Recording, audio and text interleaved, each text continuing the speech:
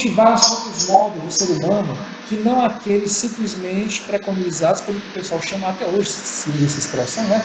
Se recorta essa expressão do American Way of Life, esse jeito americano de viver, é simplesmente consumir e estar feliz da vida. A América, né? América, a expressão que o pessoal usa mais para os Estados Unidos, né? Mas embora a América é toda o continente americano, a América do Norte, a América Central, a América do Sul, não, a América como sendo esse centro do mundo, a melhor maneira de se viver que existe é o modelo norte-americano, é esse, é só isso, não dá para ser outras coisas, não dá para ser de modo diferente. Principalmente, mais uma vez, entrando em outra guerra, não tem como pensar outras maneiras de se dizer, outras maneiras de se relacionar, cultivar mais fraternidade, amorosidade, relacionamentos mais autênticos entre as pessoas, não tão preocupadas em consumir, mas simplesmente viver, em que só sobreviver, em que os momentos bons não se restringem somente ao ócio do final de semana. Entende? Que no geral a gente fica geralmente muito cansado, até para se divertir. Né? E toda a diversão acaba virando analgesia. É só isso a vida, não tem outra coisa. Então o movimento contracultural ele teve essa pegada muito forte. Vai coincidir o movimento contracultural com o movimento hippie. Eles vão meio que se misturar, quase que virando como sinônimos, embora não seja exatamente sinônimos. Tá certo? Então, assim, o chamado movimento do potencial humano, que foi encabeçado e gestado e teve um ponto muito forte, que foi mencionado no texto, pelo Instituto Esalen. O Instituto Esalen, que existe até hoje, lá nos Estados Unidos, na Califórnia, né? Eles têm uma proposta, eles tinham e têm uma proposta de ter um ambiente para uma autodescoberta, para você cultivar a si mesmo enquanto autodescoberta, concordar-se consigo mesmo, tá? Não só consigo, mas com os outros. O outro não é alguém que se opõe a mim, simplesmente, mas alguém que também pode ser parceiro dessa minha autodescoberta, ou seja, alguma coisa que eu faço não somente sozinho, eu faço com os outros, tá? Que tenta mostrar que essa divisão ilusória, que divisão? Natureza de um lado, civilização do outro, essas duas coisas não combinam sim, é possível pensar combinações, de se pensar algo que hoje a gente pode dizer assim, sustentável, com as benesses da civilização. É possível pensar dessa maneira. Tá? Mas é uma comunidade que tinha muita coisa, ainda tem projetos de atividades terapêuticas, que são comunitários também. Pelo menos 3 figuras que fizeram parte do movimento humanista, que eu lembro, que eu saiba, fizeram projetos por lá, que foi o Maslow, que a gente mencionou, né? O cara que congregou a turma da psicologia humanista, o Rogers, que é o cara que criou a abordagem centrada na pessoa, e o Fritz, que criou a gestatoterapia. Em momentos diferentes, eles passaram por lá, pelo Instituto Esalen. Eles fizeram projetos por lá. Geralmente, no final dos anos 60 e dos anos 70. Mais ou menos isso aí. Então, o Instituto Esalen, ele tinha e tem essa proposta de um resgate do potencial humano enquanto um ser humano que constrói, não um ser humano que destrói. Isso a gente já sabe que a gente faz muito bem. Vamos tentar pensar no ser humano construtivo e autoconstrutivo, não somente sozinho, com seus próprios botões, mas também com o outro. Tá? E o Instituto Esalen, ele é um exemplo de resiliência, tá? Porque ele fica na Califórnia, então pelo menos umas 2 vezes, até onde eu sei, ele foi completamente destruído para o primeiro, eu acho que foi uma ressaca violenta que teve uma vez no mar, porque é uma comunidade que fica à beira-mar. E em uma daquelas temporadas de incêndio que tem na Califórnia, vocês devem ter visto de vez em quando o noticiário passa. Anualmente tem alguns momentos lá que a Califórnia realmente fica a vegetação muito seca e vários focos de incêndio aparecem. Incêndios assim grandiosíssimos. Pelo menos uma vez foi incêndio. E reconstruíram. Ele está lá até hoje funcionando numa boa. Tem alguns vídeos no YouTube, a maioria em inglês, tá? Que fala sobre o Instituto Esalen. Fica aí a dica para vocês, né? Se vocês quiserem ver um pouquinho de como é que eles pensavam isso. Então, eles tinham essa coisa do movimento do potencial humano. E isso repercutiu, sim, dentro do movimento humanista. E tentavam buscar outros tipos de saberes que não somente científicos, que não somente familiares, conservadores. Então havia espaço para misticismo, havia espaço para filosofias orientais, terapias complementares, a gente chamaria hoje, né, de terapia complementar, por exemplo, o Reiki. Havia muito isso lá também, não só no pesado, mas em outros lugares. Havia uma valorização muito por atividades grupais, como eu falei agora há pouco. Né? Então, vocês têm assim, um movimento contracultural teve uma repercussão muito grande, digamos que deu combustível a mais para o movimento humanista em psicologia. Vocês têm, por exemplo, essa vinculação, por exemplo, com a figura do Timothy Leary. Não sei se vocês lembram, vou mencionar muito rápido. O Timothy Leary, ele era professor universitário e foi expulso pelo fato de que ele começou a fazer experimentações com o LSD. Ele tomando junto com os estudantes dele. Isso dentro do ambiente universitário. É claro que aí não deu mesmo.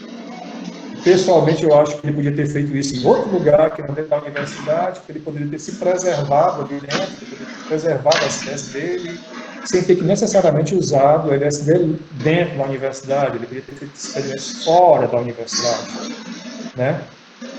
Não estou fazendo aqui nenhuma espécie de postura moral dizendo a pessoa é contra drogas.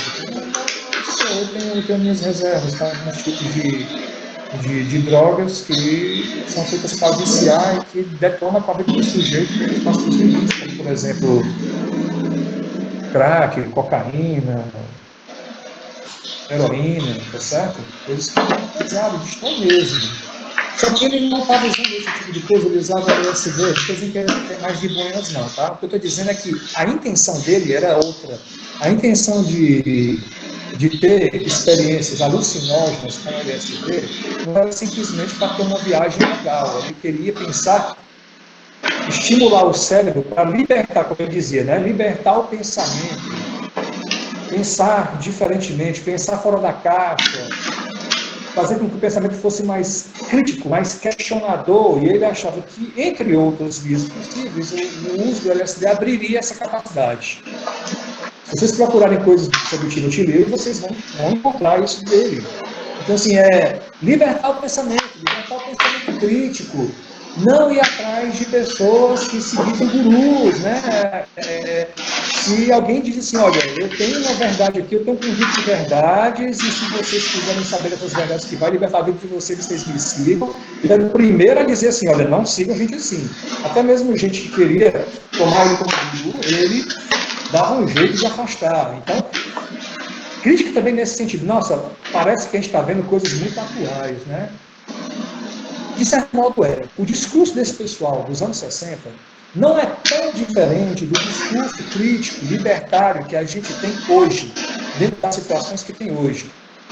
Algumas pessoas ligadas à psicologia humanista costumam dizer, eu acho que até comentei isso na hora que eles estavam conversando, a sociedade mundial, não estou mais de norte-americano, não.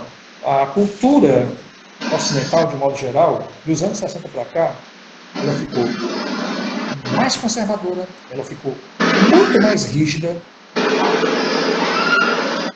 muito mais autoritária, bem espalhado, bem diluído no corpo social, muito mais autoritário, e isso exige mais crítica, exige uma crítica ainda muito maior. Entende? Então, acho que as propostas que se tinha, por exemplo, nos anos 60, elas podem, sem cair em nenhum tipo de anacronismo, podem muito bem ser reeditadas hoje, acho que até que são. Né, de modo até muito mais consciencioso até.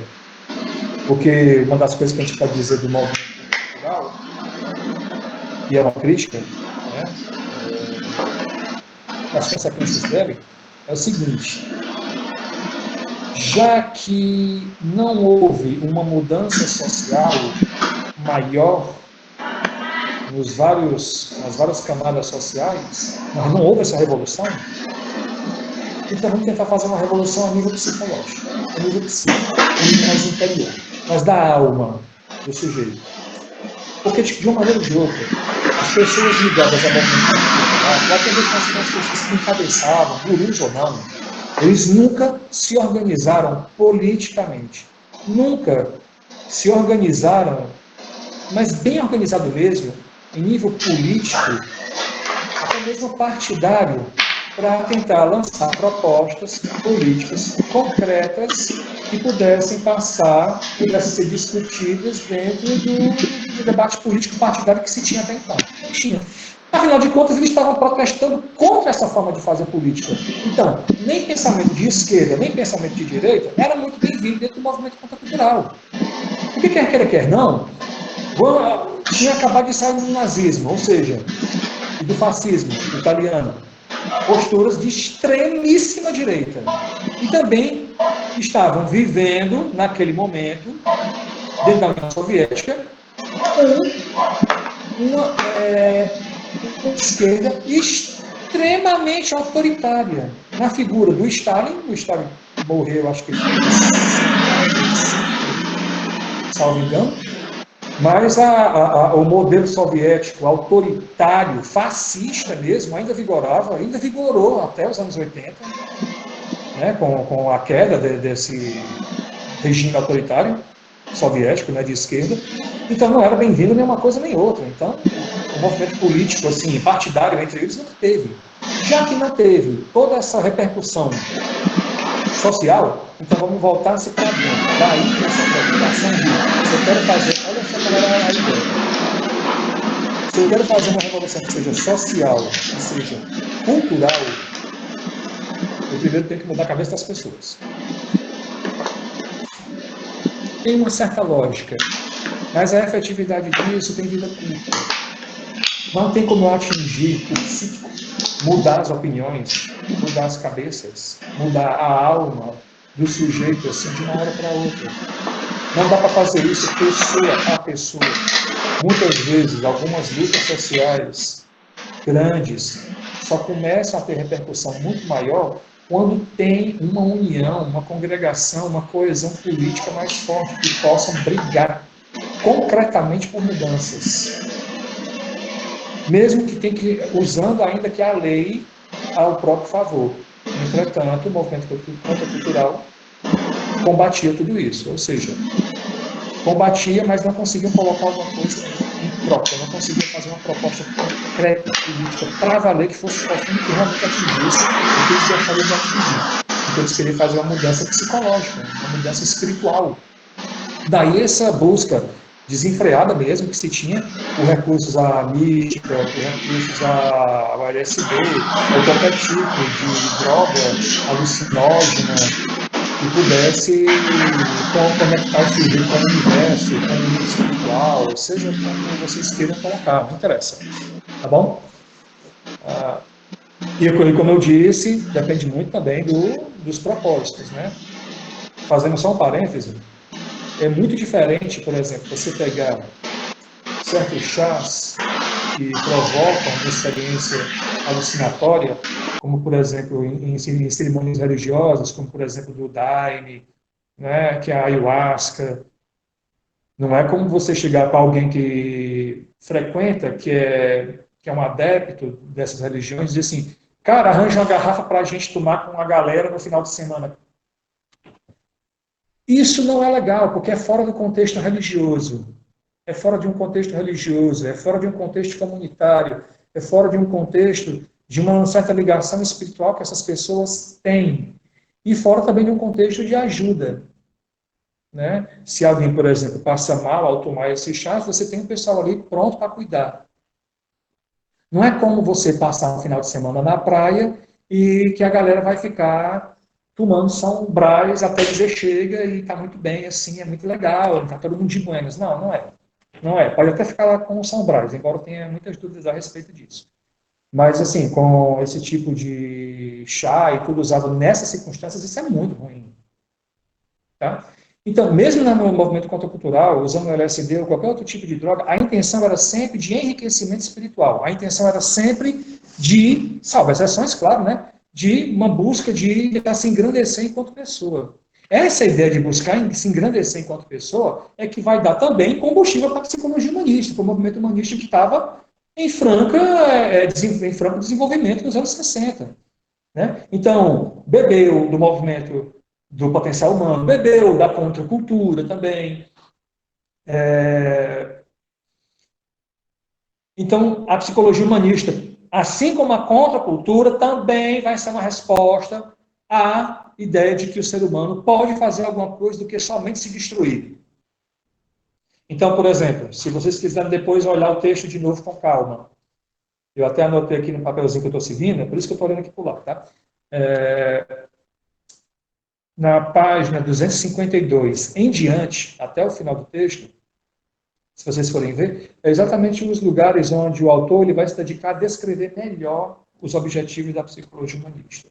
Então, tentando resumir, eu coloquei em poucas palavras, porque ele fala muito melhor do que eu estou falando aqui. Então, busca por um novo homem, né? Não é um livro, foi um texto, né? Que eu passei para todos aí do grupo, né? Você pode dar uma olhadinha depois, se não tiver visto. Uma busca de um novo homem. Um novo homem com que características? Buscar uma autenticidade consigo, de relacionar-se consigo mesmo, e se relacionar também autenticamente com os outros. Busca se autorrealizar. O que seria uma busca de autorrealização?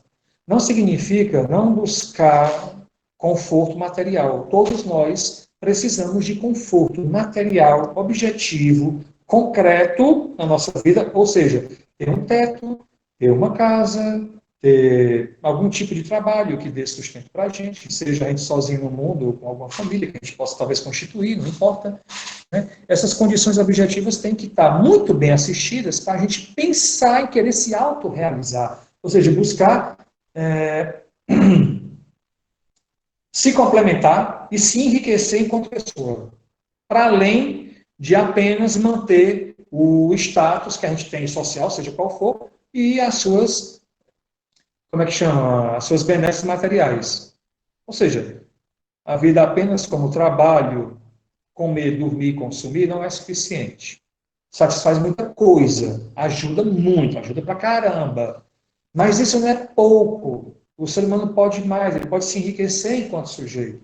Então, isso é, digamos assim, é uma busca por se autorrealizar, suas potencialidades, como o movimento humanista gosta de dizer, né? Então, busca por se autoexplorar, cultivar a criatividade em todos os aspectos possíveis. Não estou falando só criatividade em termos artísticos, não. Geralmente se fala de criatividade ligada a alguma atividade artística. Não necessariamente, isso pode acontecer no trabalho.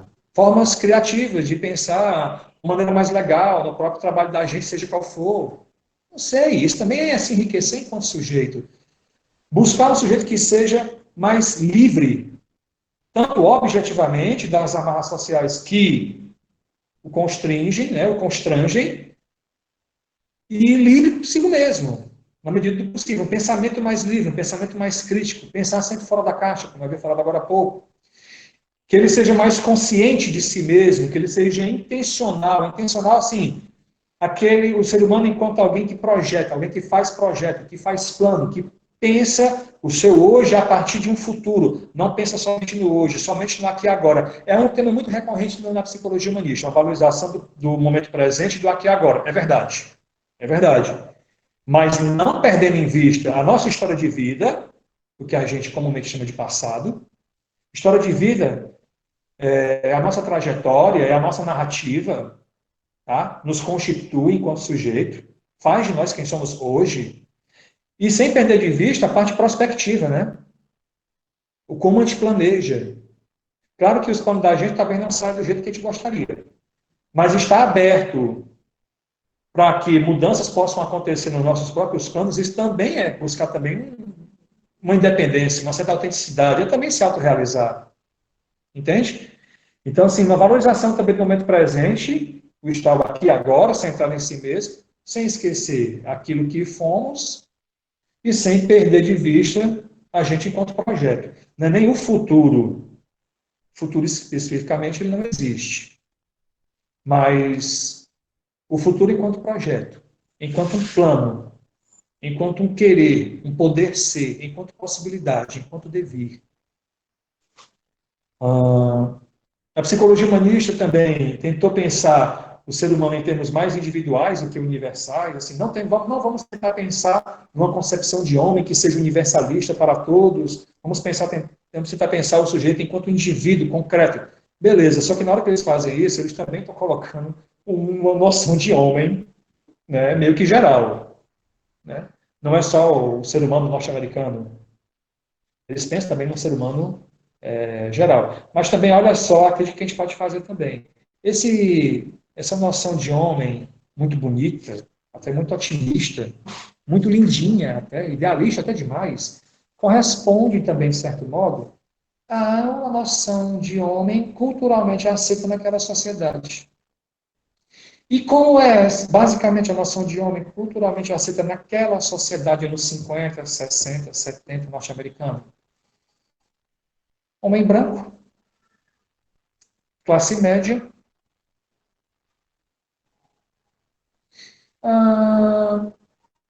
mais ou menos bem estabelecido dentro do seu meio, do seu nicho social mais próximo e dentro da sua classe social de modo geral, e mais ou menos temente a Deus.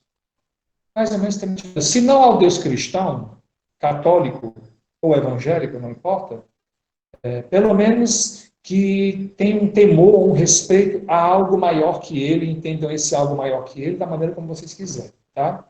E hétero também.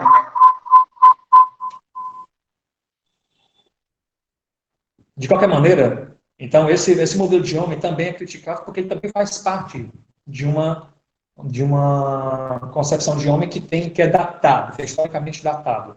Então, quer dizer que essa noção de homem da psicologia humanista não vale nada? Não estou dizendo isso. Eu estou dizendo que tem aspectos do ser humano que a gente pode e deve resgatar e se aprofundar neles. Como, por exemplo, a questão de buscar uma vivência autêntica consigo. Podemos criticar e podemos refletir em cima disso. O que é viver autenticamente? O que é buscar autorrealização? Basicamente, a autorrealização também é assim. Que sonhos eu tenho para mim? Para além apenas de encontrar um emprego, um trabalho que eu possa me sustentar. Eu tenho algum sonho? Acalenta alguma coisa? Eu tenho o direito de pensar isso, especialmente aqui no Brasil, de pensar um futuro? Como? E isso merece, claro, uma crítica da gente, e merece que a gente pense a respeito disso, óbvio. É necessário. Para nós é uma questão até de sobrevivência. Né? Então, assim, a gente pode e deve pegar esses elementos e submeter à crítica. Nem, por exemplo, o behaviorismo, o nosso comportamento, a psicanálise, só para falar desses dois, também passam por um remodelamento da relação como eles pensam o ser humano. A própria teoria psicológica passou por remodelamentos ao longo do tempo. Quando vocês estiverem estudando análise de comportamento, história, né?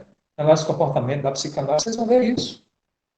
Vocês vão ver isso. Vão ver isso claramente. Na psicologia humanista também foi do mesmo jeito. Embora tenha algumas pessoas saudosistas, ou gente que apenas pegou textos mais antigos e acha que a psicologia humanista é aquilo, parece que nunca mudou dos anos 60 para cá. Pensar desse modo é pensar de modo acrítico, sem crítica nenhuma, e muito anacrônico. É você estar em 2020 achando que está vivendo os anos rebeldes dos anos 60. Menos, tá, gente? Menos. A coisa não caminha por aí, não. Tá bom? Outra coisa que tem lá no texto, que é bom sempre lembrar, né? Que a psicologia humanista ela se posicionou contra a psicanálise, contra o behaviorismo, havia mencionado isso na última vez. Hoje em dia, olha, eu quase nem falo, eu só falo isso, só em termos históricos, porque tentar sustentar um pensamento humanista hoje, por contraposição à psicanálise, ao behaviorismo, cara, isso é perda de tempo. Tá? O que é a psicologia humanista? Ela não é a psicanálise, nem é o behaviorismo. Assim, grande coisa, não disse nada com isso. Mas era um momento contestatório, então eles contestavam. Então isso é historicamente datado. Hoje em dia não faz o menor sentido a gente se opor, fazer oposição, empreender uma luta contra abordagens que seriam diametralmente opostas às propostas humanistas. Pelo amor de Deus, né, gente? Por exemplo, acho que eu mencionei na vez passada, menciono de novo. Hoje em dia, nenhum psicólogo de vergonha na cara, né, ninguém sério vai dizer que não existem condicionamentos. Que o behaviorismo explica tão bem. Nenhum de nós hoje vai negar que existiriam dimensões inconscientes do nosso comportamento. A psicanálise está aí para mostrar isso. Então, é claro que eu preciso dos saberes que vêm da análise do comportamento, eu preciso dos saberes que vêm da psicanálise e de tantos outros sistemas e abordagens psicológicas, para ter uma visão mais abrangente possível dessa coisa altamente multifacetada que é o ser humano. Psicologia humanista não explica tudo, não, como nenhuma teoria psicológica explica tudo. Mas não é conjunção, não é jogar tudo no mesmo caldeirão e misturar. Eu estou falando de diálogos, eu estou falando de encontros, eu estou falando de trocas. Tá certo? Por mais que vocês, ao longo do tempo, vá gostando de um determinado campo de pesquisa, de trabalho da abordagem psicológica, mais do que outras, nada disso lhe autoriza a você escrachar outros. Não lhe autoriza. Já ouvi falar de professores fazendo isso. Não estou falando do nosso curso, estou falando também de outras instituições de ensino. E eu disse, olha, eles fazem muito mal. Eles fazem muito mal fazendo isso. Porque eles ficam criando preconceitos em cima dos estudantes. E o que os estudantes fazem? Replicam isso e replicam de modo feroz. Como, por definição, quando a gente está muito ainda na graduação, a gente ainda está criando um pensamento mais crítico, né? Geralmente o que um professor ou professora fala, e se fala de modo muito bem falado, articulando bem o discurso, né? A pessoa que sabe discursar bem, a gente acaba comprando aquela ideia. A gente acaba comprando aquela ideia como se fosse uma espécie de verdade divina. Não é por aí. Não é por aí. Então, voltando, behaviorismo e psicanálise dizer que o humanismo se define por oposição a elas, esqueçam isso. Isso é uma coisa que é datada historicamente, hoje em dia isso não faz o menor sentido. Tá certo? Outra coisa que o autor coloca, que também é altamente questionável, é as relações com a fenomenologia e com as filosofias da existência. Gente, isso aí é um capítulo à parte. Historicamente falando, a psicologia humanista não teve contato com essas abordagens, não teve contato direto com essas filosofias, muito menos o movimento do potencial humano, muito menos ainda a contracultura. Tá certo? Esses intercâmbios com o pensamento filosófico, fenomenológico e existencial só veio muito tempo depois, a partir dos anos 80 em diante. Tá? Em diante. A gente pode conversar em outro momento a respeito sobre isso, mas não teve influência direta. Embora o autor sustente que sim, acho que ele, não sei que fonte exatamente ele pegou para poder colocar isso, talvez alguns dos humanistas clássicos tenham tido contato, e alguns realmente tiveram, como por exemplo o Gendlin ou o Rolomei, mas eram figuras pontuais, eles não tiveram assim, uma grande repercussão ao ponto de dizer, vamos todo mundo estudar fenomenologia, vamos todo mundo estudar existencialismo, que isso aqui é legal, isso aqui é de boa, vai ajudar, vai dar um suporte a mais no movimento humanista. Não, eles não tiveram essa força, não tiveram esse impacto. Não tiveram. Tá bom? Talvez o autor do texto, ele tenha pensado desse modo, mas efetivamente, historicamente, epistemologicamente, fenomenologia e existencialismo não são bases diretas da construção do movimento humanista em psicologia que teve nos Estados Unidos nos anos 50, 60 e 70. Não teve. Não teve. Isso foi um intercâmbio que veio depois. Mas não naquele momento. Tá bom?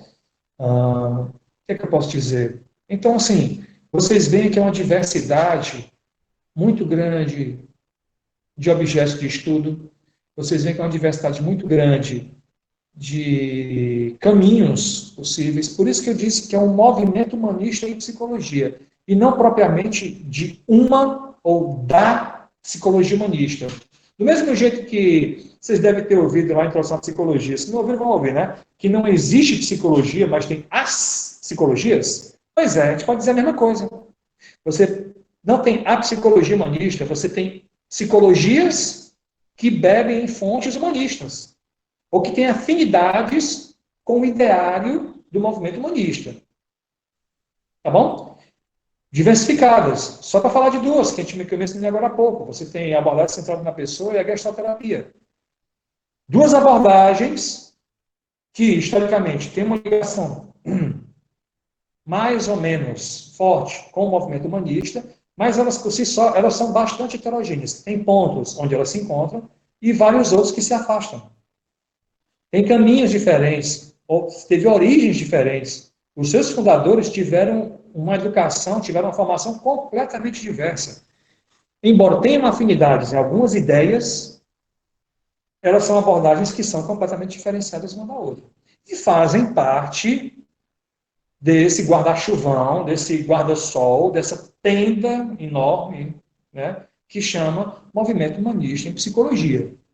Entende? Então, assim, é um texto bem interessante. Né? A logoterapia, falo já sobre ela. Né?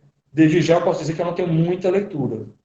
Né? Eu já até coloquei ali, eu tenho o livro do Frankl ali na estante, vou ler. Eu tenho algumas conversas de vez em quando, né, com a minha namorada, que ela estuda logoterapia, ela sabe muito mais do que eu sobre isso. Assim, então, assim, do pouco que eu li, já estou respondendo, né, então vamos logo falar. Então, assim, do pouco que eu li, a própria biografia do Viktor Frankl, se você fizer uma linha do tempo, uma linha temporal, né, você vê que o Frankl também teve uma trajetória que foi à parte, à margem do movimento humanista. O Frankl, ele vai se integrar um pouco mais, e ele era crítico do movimento humanista. Por exemplo, algumas ideias de autorrealização, alguns aspectos dessa concepção, ele tinha críticas a respeito. Ele tinha críticas também a essa ideia do homem muito, assim,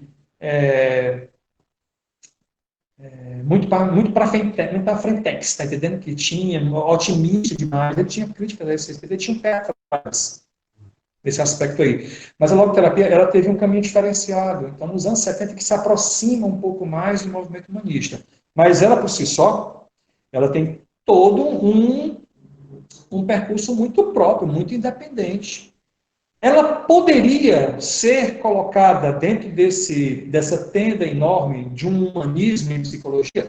Poderia. Faz parte do movimento humanista? Não. Historicamente não fez parte. Historicamente não fez parte. Tá?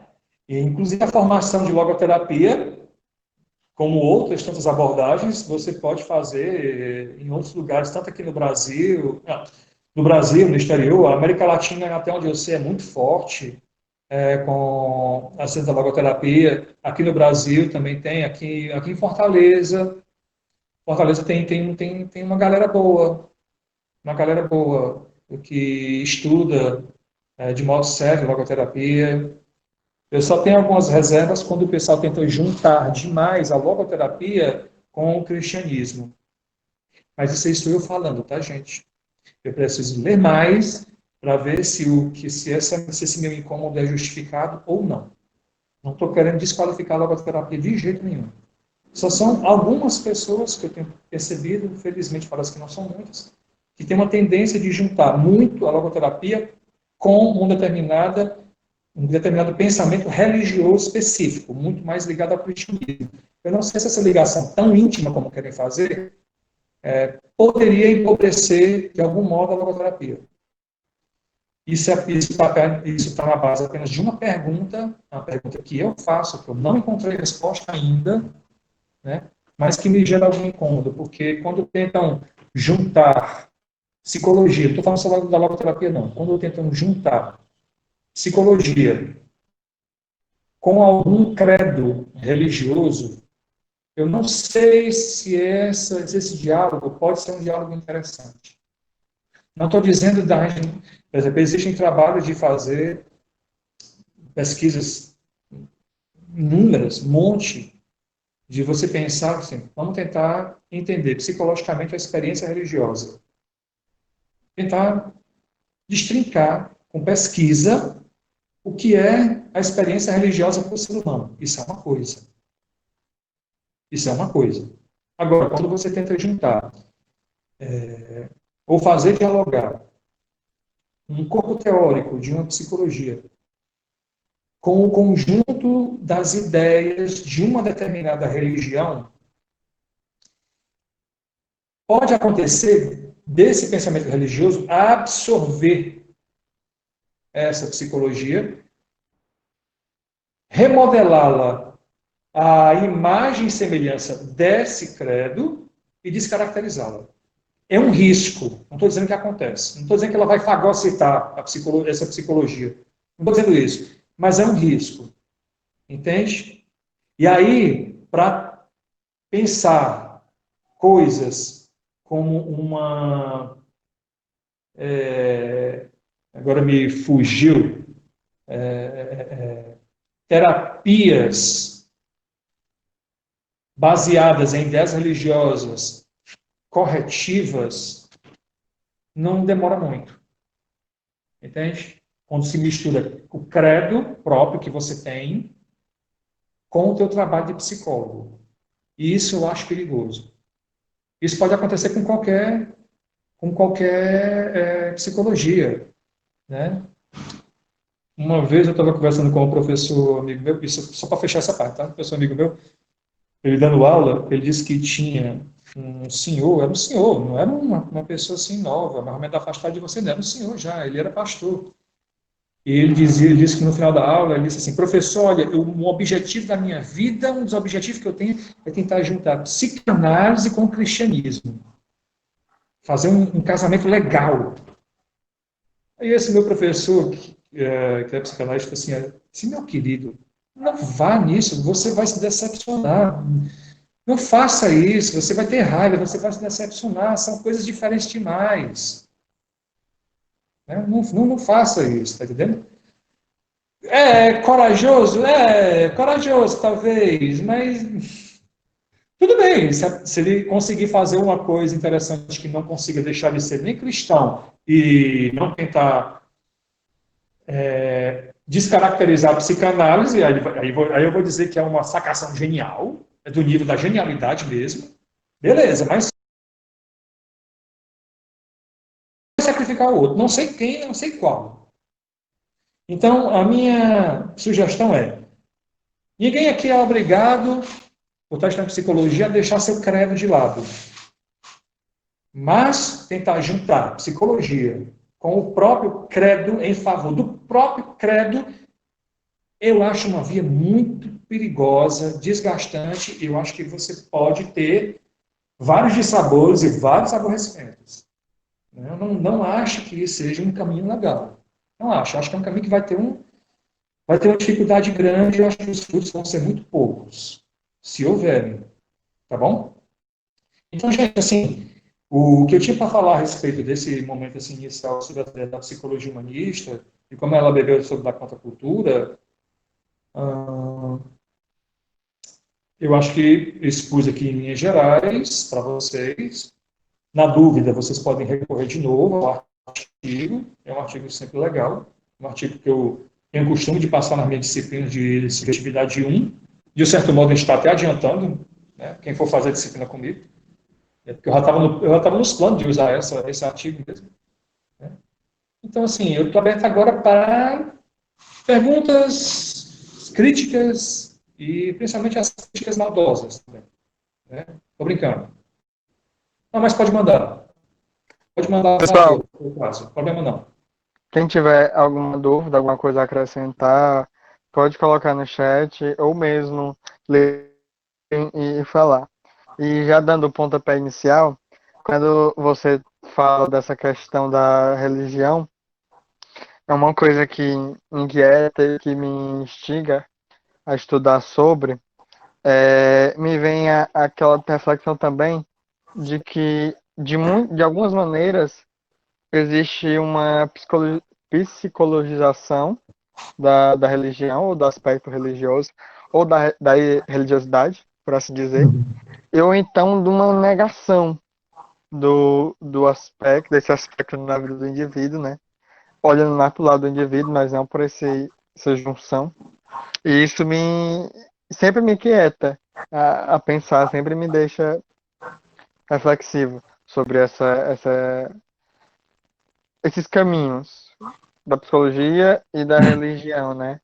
E é meio assim, mas sempre me inquieta e sempre atentando aos extremos. ao lado de só deixando a religião, ou de psicologizar a religião, negando também, né? E às vezes não reconhecendo que essa outra faz parte ou não da vida do indivíduo. Sim, sim, faz parte. Quando a pessoa tem o seu credo, ou até mesmo aquela que não tem nenhum, seja porque não gosta de nenhum tipo de credo religioso, ou porque achou que faz muito mais sentido ter uma postura mais ao ateísmo, se for uma coisa mais ou menos segura para a vida do sujeito, está de boas. Não há nenhum problema nisso. Né? Problema nenhum. Né? Problema é quando você tenta levantar uma bandeira, que acaba sendo uma bandeira política, porque é uma postura política, de você querer sustentar um determinado credo ou conjunto daquelas, como é que chama? Daqueles credos religiosos que você tem, que você sustenta, que você ama e tudo mais, e que eles podem ou poderiam entrar dentro do universo do trabalho da teorização da psicologia. Foi como eu disse, se você conseguir juntar isso sem mutilar, seja o teu próprio credo, seja uma determinada teoria psicológica, eu não sei como é que faria isso, sinceramente eu não faço a menor ideia de como é que seria isso, tudo bem, desde que você sustente isso, não pessoalmente falando, mas sustente teoricamente, porque você não vai estar dentro do termo religioso como você fizer isso, você vai estar dentro da psicologia. Então você vai ter que sustentar teoricamente, vai ter que usar de argumento, mas não é argumento no sentido de falar, mas é argumento no sentido científico. Você vai ter que ter argumento científico, vai ter que ter argumento teórico, subsidiano, epistemológico, conceitual, para sustentar tudo isso. Se não tiver isso, das duas, uma. Ou o pessoal vai virar as costas para ti ou vão estar risando na tua cara.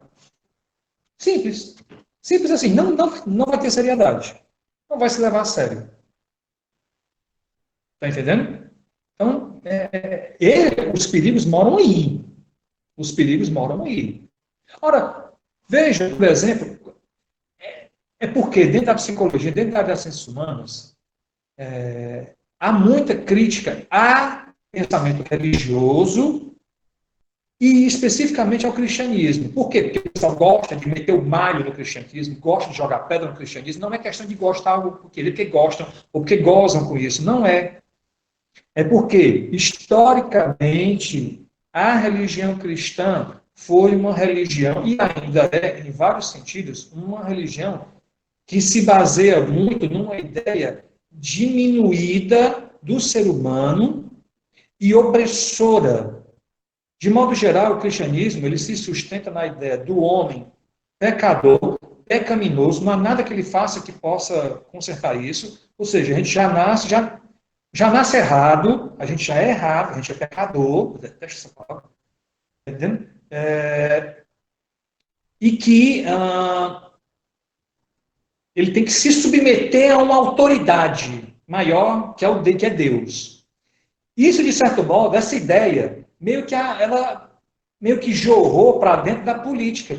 No caso, o Deus maior é o Estado. O Deus maior são as leis. Entende? Então, não porque a lei é ruim, não porque ter lei é ruim, não é. Na verdade, a garantia da gente ter uma liberdade de direito, a gente ter liberdade política, inclusive, é o fato de existirem leis. Você sabe qual é o tipo de vida, o tipo de regime em que você pode fazer o que você quiser, como se isso fosse um grande conceito de liberdade? Liberdade é eu fazer o que eu quiser, o que eu bem entender. Sabe esse conceito pobre, infantil de liberdade? Sabe onde é que vocês encontram isso? Em sociedades fascistas, em sociedades autoritárias. Não, Rocha, sociedade autoritária, todo mundo vive com medo. Não, é porque só quem pode fazer tudo é o ditador. O ditador é aquele que pode fazer tudo que ele bem entender. Quando alguém tenta viver de uma maneira, diz assim, vou fazer tudo o que eu quiser, ele está muito iludido. Está muito iludido. Ele vai ser cerceado, ele vai ser impedido de algum modo. Alguma coisa vai se contrapor ele. E, em geral, vão ser leis ou regras socialmente colocadas impostas ou da própria cultura. Vai. Então, assim, voltando. Então, assim, essa ideia de você se submeter a uma autoridade, é uma ideia que basicamente é cristã. Então, por exemplo, você pensar num ser humano que se autorrealiza, mais autêntico, crítico, ele meio que é uma ideia que pode ir contra a um certo ideário cristão. Eu posso até pensar assim, por que é que eu tenho que me submeter aos 10 mandamentos? Por que é que eu tenho que me submeter ao que o catolicismo ou ao que a minha igreja evangélica coloca, o que o pastor coloca? Sei lá. Entende? Por que é que eu tenho que aceitar tudo isso sem questionamento nenhum? Então, as ciências humanas, de modo geral, incitam a esse posicionamento crítico. Se você vai perder o teu credo ou não nesse percurso, aí é um percurso de cada um. Pode ser que até ele se renove. Pode até ser que você caminhe com o teu credo com outras pernas, vendo outras perspectivas que sejam mais interessantes. Né? E se viver aquele credo que você tem, você pode se reinventar dentro da tua própria fé, por que não? Né? Então, por exemplo, estou até pensando aqui em fazer um outro grupo de estudo, eu realmente não tenho muito o que fazer mesmo, né? Um outro grupo de estudo para fazer uma leitura, não uma leitura rápida, mas uma leitura um pouco mais assim, detida, uma coisa breve, né, do livro O Anticristo, né, do Nietzsche. Uma leitura mais sóbria, não é aquela leitura assim de chutar o pau da barraca e vamos explodir tudo, não. Não é por aí, não. Estou pensando em fazer isso, não sei se eu vou fazer. Então, assim, você pega, de novo, contracultura, o lema, sexo, drogas e rock and roll. Muito legal, né? Muito explosivo, muito impactante. Mas por que é sexo, drogas e rock and roll? Por que justamente isso? Só para falar da questão ainda da religiosidade, especificamente do cristianismo, o que é o sexo dentro do cristianismo? Não sou eu que estou falando, o próprio cristianismo coloca a coisa nesses termos. Sexo é uma atividade que deveria ter uma função meramente reprodutiva.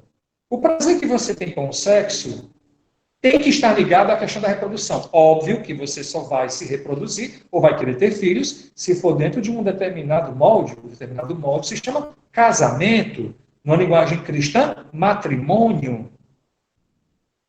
E se está falando de reprodução, óbvio que a gente está falando de uma união matrimonial, homem e mulher.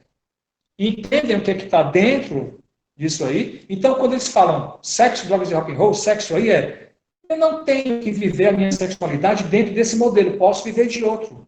Pode ser que eu queira me casar e ter filho? Pode, mas essa não é a única maneira de eu viver a minha sexualidade. Se eu quiser ser solteiro, se eu quiser transar toda semana com alguém diferente, eu vou fazer isso, porque o que interessa nesse momento é viver meu próprio prazer. E eu não estou fazendo nenhum mal ao viver desse modo. Eu não estou incorrendo, não estou jogando a minha alma dentro do fogo do inferno ao pensar e viver dessa maneira.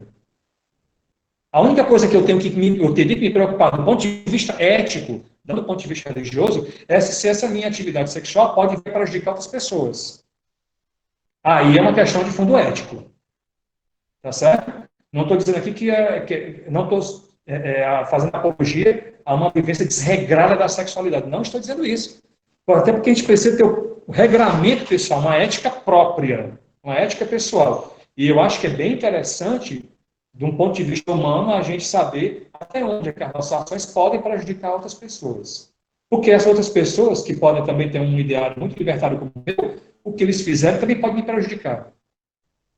Direto ou indiretamente. Então, sexo, drogas e rock and roll. A questão das drogas, a gente falou. Havia uma pesada luta contra a droga, eu acho que é muito justo mesmo, contra essas drogas muito mais fortes, altamente viciantes. Então, o uso do LSD, mescalina, maconha mesmo, para tentar encontrar outros estados alterados de consciência de se viver, era uma busca humanamente positiva, usando drogas nesse sentido. Claro que na época o pessoal não via com bons olhos, né? A sociedade conservadora norte-americana. E o rock and roll, você nem se fala, meu amigo. O rock sempre foi, desde as suas origens até hoje, uma forma contestatória. Ela se não é às vezes muito crítica, e muitas vezes tanto bandas antigas, as que nem existem mais, quanto outras atuais. Nossa, a gente poderia passar uma meia hora aqui só fazendo lista de bandas estrangeiras ou brasileiras, né? Em qualquer tipo de vertente do rock, não estou falando de rock pesado somente, não. Estou falando de rock and roll, de modo geral. sempre foi contestatória, sempre foi rebelde, sempre foi da rebeldia. Na época, por mais que hoje a gente ache que os Beatles, aquele cabelo todo cortadinho, bonitinho de terno, parece uma coisa ultrapassada, na época, os pais escutando Twist and Shout, eles deviam escutar aquilo pensando assim, meu Deus, que música selvagem é essa? Hoje é uma coisa que nem agride os ouvidos da gente, mas na época, o Elvis, o Chuck Berry, ou mesmo os Rolling Stones, que ainda estão na ativa, bem ou mal, ainda estão na ativa, né? Até hoje, é a única banda que sobrou dessa época. Né? E os caras sempre foram contestatórios, então rock and roll tem essa coisa de uma mensagem libertária, né? De uma mensagem de rebeldia, de uma mensagem de você pode se confrontar sim, você pode fazer frente sim, tá? Né? Como dizia o Lemmy Kilmister, né? Num vídeo que eu vi hoje, o Lemmy Kilmister era o vocalista do Motorhead, ele já faleceu. Ele dizia assim, olha, assim, fé no rock and roll é a única religião que não vai decepcionar vocês, né? Eu achei fantástico essa dele aí. Então, assim, voltando, o lance da religião com psicologia tem esses perigos.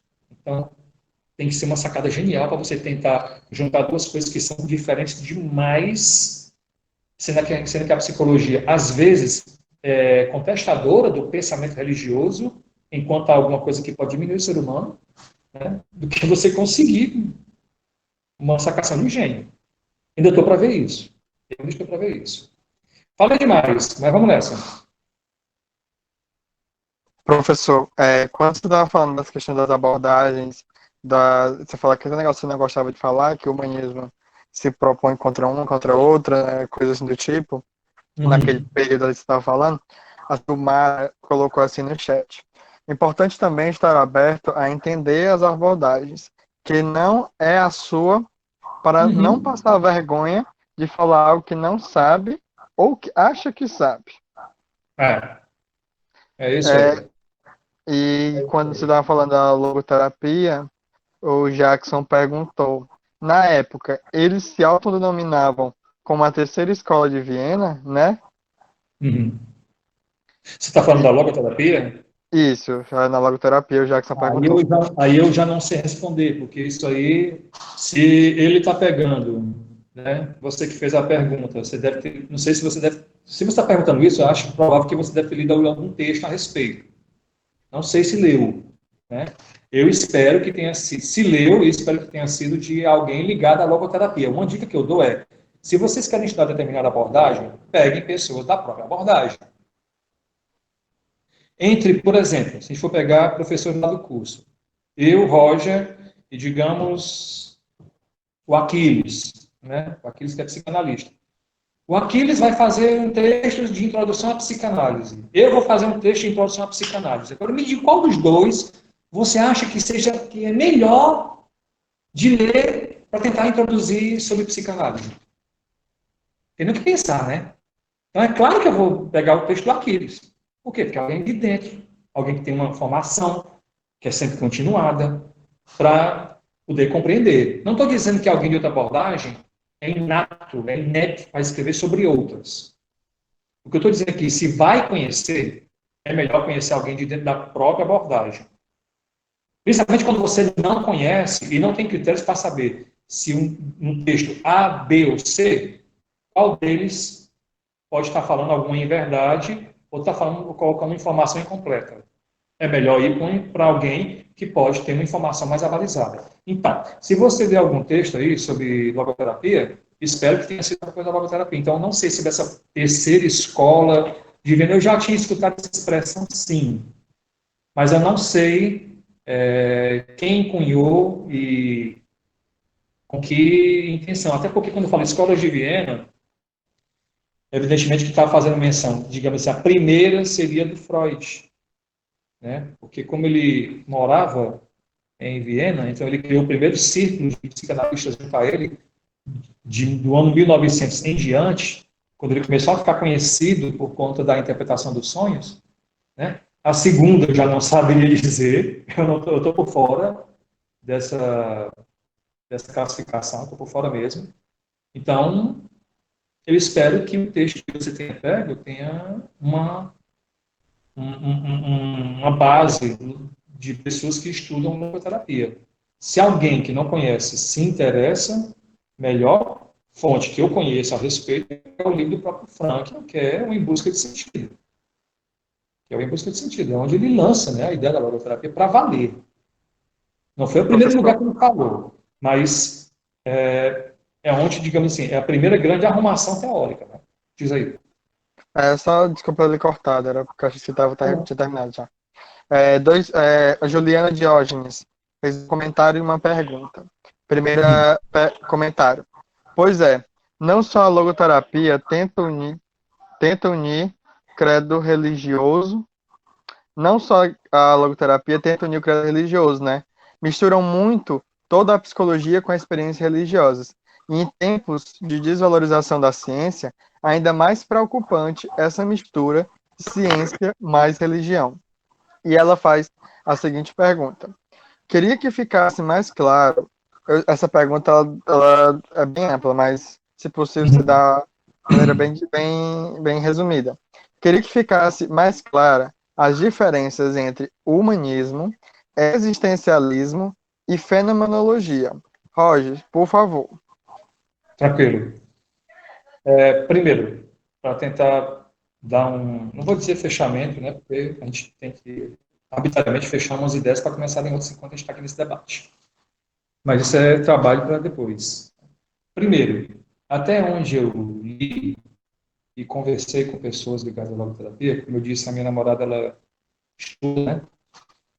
Essa vinculação, esse intercâmbio maior da logoterapia com a religião cristã católica, isso, ao que parece, não foi uma coisa feita pelo Frankl, mas por pessoas, logoterapeutas, que vieram após ele.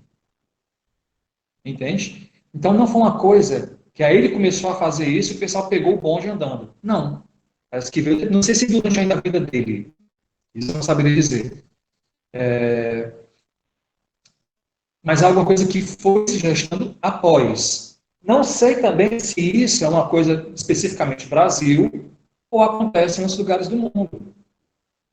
Parece que é uma coisa muito brasileira. Entende? Até porque o Frank ele usa uma categoria que eu não sei explicar, ele usa a categoria de espírito e ele parece que ele usa isso de uma forma muito ampla, de uma tal maneira que dá brecha à pessoa puxar a questão da religiosidade. Aí eu vou parar por aí porque eu não tenho mais subsídio e leitura a respeito. Foi uma coisa que eu me propus ler com o tempo. Até porque, de vez em quando, há questões como essa que você colocou, sobre esse aspecto que eu não tenho ainda bagagem para responder.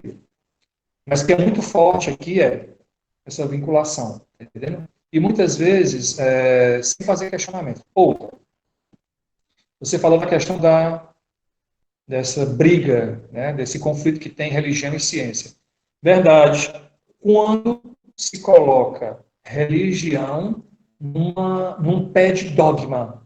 Claro que toda religião tem seus dogmas, né? Tem aquele conjunto de credos que não são questionados. Você os aceita como fé. Beleza. Mas quando você tenta pegar a religião de maneira dogmática, não é nem como dogma, é dogmática e como a única lente com a qual você tem para interpretar o mundo.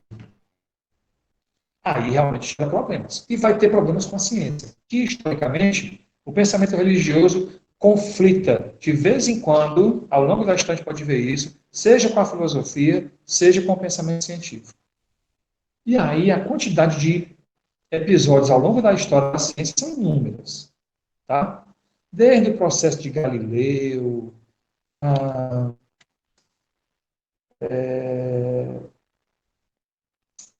como é que chama? Também mais ou menos na época dele, só um pouco anterior, lá com o Giordano Bruno. O Giordano Bruno, que era um religioso, né? Ele era franciscano, salvo engano. Mas era um cara que tinha um pensamento filosófico muito grande. Ele foi um cara que, sem telescópio, sem matemática, sem nada, ele postulou a ideia de que o universo seria infinito. Numa época que se achava que o universo era finito, a partir de uma concepção aristotélica. Foi porque, por essas ideias e por outras, que ele foi parar na fogueira. Então, de vez em quando, tem esses conflitos mesmo. O próprio Descartes, algumas coisas ele não escreveu para não gerar conflito com a igreja. Ele estava ciente disso e ele tinha instinto de autopreservação. Então, ele tentava colocar os argumentos dele em filosofia ao ponto de não conflitar, de não chegar a conflitar com o cristianismo. Mas algumas coisas que ele coloca acabam conflitando, se você for parar para pensar bem e for se aprofundar na filosofia dele. É porque os religiosos não se aprofundaram tanto assim. Mas tem coisas que poderiam conflitar. Então, e ele era um cara muito cristão. Segundo um professor meu na época do mestrado da filosofia, não sei se essa informação é correta, eu vou acreditar nele, né? Ele falou isso com muita convicção, mas assim, o Descartes era um cara que ia à missa todos os dias. Não deixou de ser filósofo por isso. Mas ele soube tentar encontrar uma via para poder seguir a reflexão dele sem cair no perigo de virar churrasco. Né? E hoje isso é demais. Aqui no Brasil, então, um país ainda extremamente conservador, extremamente cristão no mau sentido da palavra, não sabe o que é solidariedade, os cristãos, de modo geral, salvo as exceções, óbvio, né? Esqueceram o que é solidariedade, esqueceram o que é fraternidade, esqueceram o que é diferença, esqueceram o que é diálogo, tudo em nome de um dogmatismo irrefreável e cego e violento, né? Que de cristão não tem nada. É lamentável. Lamentável, lamentável. Enfim. E diferença entre o humanismo, a psicologia humanista, né, e fenomenologia e existencialismo, basicamente, e é muito fácil. O movimento humanista é algo ligado à ciência psicológica. A fenomenologia e as filosofias da existência são correntes filosóficas. Filosofia no sentido assim duro da palavra. Enquanto que a psicologia humanista nasceu e se gestou em solo norte-americano, as filosofias da existência, a fenomenologia, elas se gestaram e cresceram dentro da Europa. Então vocês veem caminhos diferentes. Cronologicamente, elas são até bem anteriores. Bem anteriores. O humanismo nasce no final dos anos 60. A fenomenologia, ela nasce no comecinho do século XX, com as ideias do Husserl, o Edmund Husserl. Né? As ideias do Husserl vão ter vários nichos, várias correntes, vários pensamentos, várias pessoas que foram, inclusive, alunos dele, que vão gestar a fenomenologia para outros campos, inclusive gerando estudos, gerando reflexões filosóficas profundas a respeito da existência concreta do ser humano, a existência histórica, que vai redundar nas filosofias da existência. Figuras como, por exemplo, o Sartre, que não foi aluno do Husserl, mas estudou muito a fenomenologia. O Sartre era um fenomenólogo. O Heidegger foi aluno do Husserl. O Karl Jaspers. O Jaspers, ele era psiquiatra, um cara que vocês podem estudar mais tarde em psicopatologia, mas era um cara ligado, tradicionalmente, tanto à fenomenologia quanto às filosofias da existência. Tá? Quem mais aqui que eu estou esquecendo? Um francês chamado Merleau-Ponty. Está entendendo? Mas, assim, geralmente as filosofias da existência vão estar muito baseadas em ideias, tanto do Heidegger quanto do Sartre. E hoje o pessoal faz muito intercâmbio. Fazem muitos intercâmbios, tanto com o Sartre, com o Heidegger, Merleau-Ponty, o próprio Husserl, o Jaspers também, que eu mencionei aqui. Tá? Tem alguns livrinhos interessantes que podem dar uma checada boa sobre a filosofia da existência e sobre a fenomenologia. Posteriormente, eu posso passar um link, ou então fotos, né, de livros bem básicos, mais digeríveis, palatáveis, para que vocês possam, pelo menos, assim, ouvir falar, não só falar, eu li um pouco e conheço um pouco. E aí dá para colocar assim. Mas, como eu disse, Nem a fenomenologia, nem o existencialismo, eles estão na origem, não são influências históricas e epistemológicas diretas ao movimento humanista. Elas são indiretas e só vieram depois, bem depois, tá? Bem depois mesmo. Lá para os anos 80 em diante, onde essa galera que tinha criado o humanismo, uma boa parte já tinha falecido, ou os que não tinham falecido ainda já estavam bastante idosos e não estavam muito afim de remodelar o pensamento deles, e não estavam, eles estavam bem onde estavam. Eles estavam muito bem localizados onde eles estavam. O Rogers foi um. O Rogers é um cara que ele faleceu em 87. Ele trabalhava com grupos, né, grupos de encontro, workshops, vivenciais, grandes grupos. Então, ele não estava interessado em fazer discussão filosófica, nesse sentido assim, duro, conceitual, de categorias de filosofia. Não estava afim. Não estava mesmo. Mas a gente pode discutir um pouquinho sobre fenomenologia e existencialismo em outro momento. Isso aí, com certeza. Professor, a última coisa aqui é do Juan, do João, Joana, me perdoe a pronúncia que eu não sei. Ele diz o seguinte: Galeno e Hipócrates foram nomes da psicoterapia e psicofarmacologia antes de existirem essas palavras e antes da influência do cristianismo. O cristianismo tirou a legitimidade dessas terapias e afirmou que os enfermos mentais eram considerados abandono de Deus. Eu já li um pouquinho sobre o Hipócrates, que a gente sabe que é o patrono, né, da medicina. Galeno, eu já ouvi falar dele, mas nunca li nada a respeito. Só ouvi falar mesmo. Então, eu estou aqui totalmente leigo.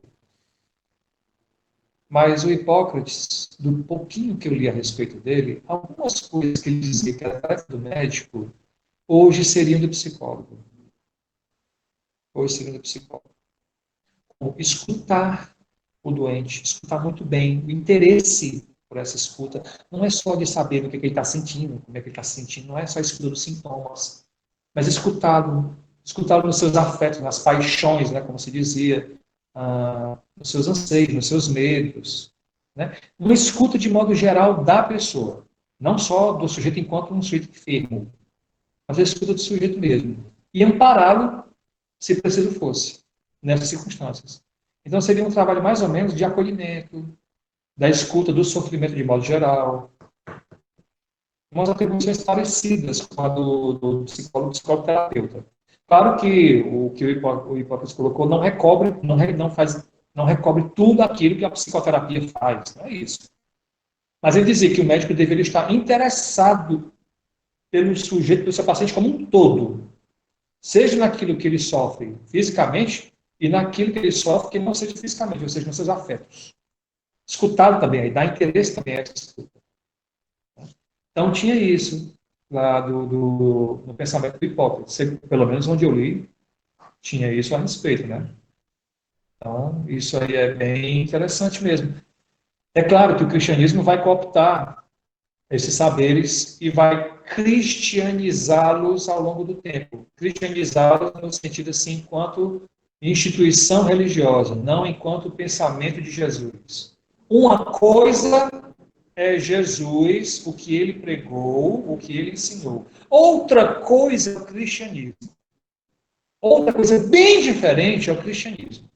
Religião institucionalizada ao longo do tempo por pessoas, por outras pessoas que não Jesus. Tá? Muita gente talvez não concorde com isso, mas se vocês forem ver, doutrinalmente falando, o cristianismo ele se assenta muito mais nas cartas de São Paulo do que propriamente nos evangelhos.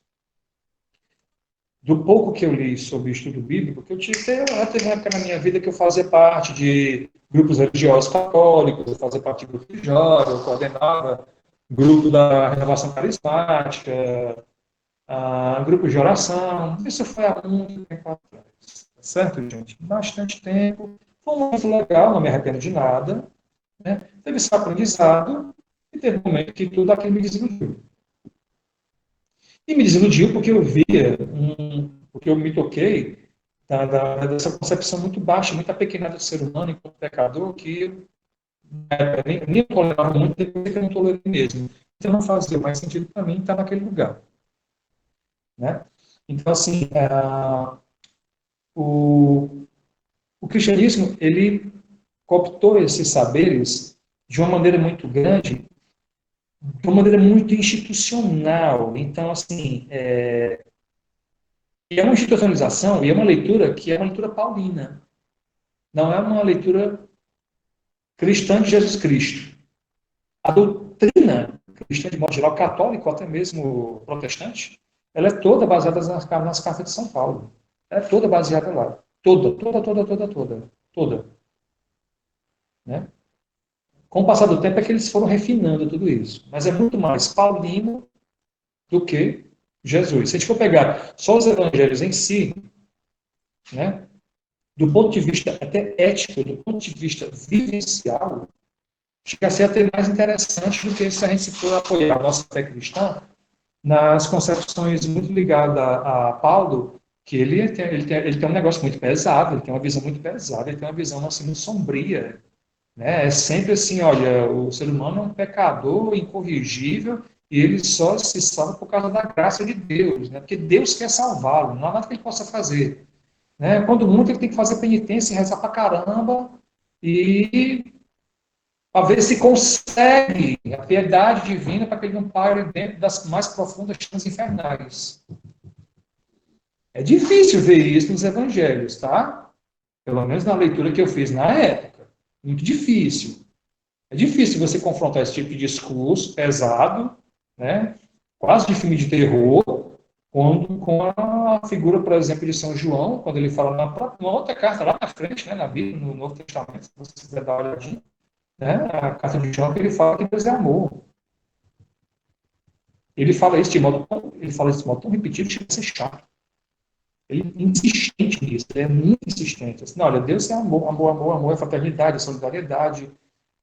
Eu acho que provavelmente, talvez tenha sido o apóstolo que mais entendeu aí a ideia de Jesus. Eu acho que também, a minha concepção até o Evangelho de João, olha só como é que eu estou indo, né? Esse Evangelho de João eu acho o melhor de todos, em comparação com os outros três. Se só tivesse sobrado o Evangelho de João, cara, não, a gente não perderia nada. Né? Então, assim, não é interessante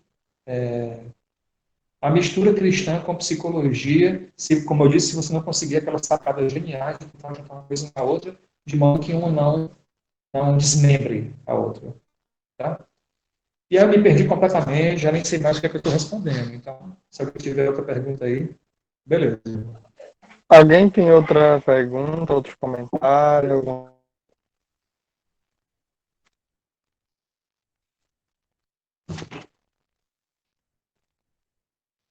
Seria bom se alguém tiver alguma ideia, alguma curiosidade que possa se tornar tema do nosso próximo encontro. Se quiser colocar agora, coloca. Ou então, em outro momento, no, no grupo, né? No nosso grupo do Zap.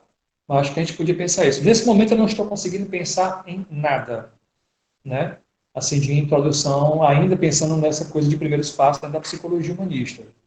Posso ver algo, mas como eu disse, eu gostaria muito que viesse muito mais de vocês do que de mim, né? Para não ficar parecendo que tem aqui todo um programa, todo arrumadinho, bonitinho aqui para nós aqui. Eu prefiro fazer isso nas disciplinas, lá quando a gente vai nossas aulas.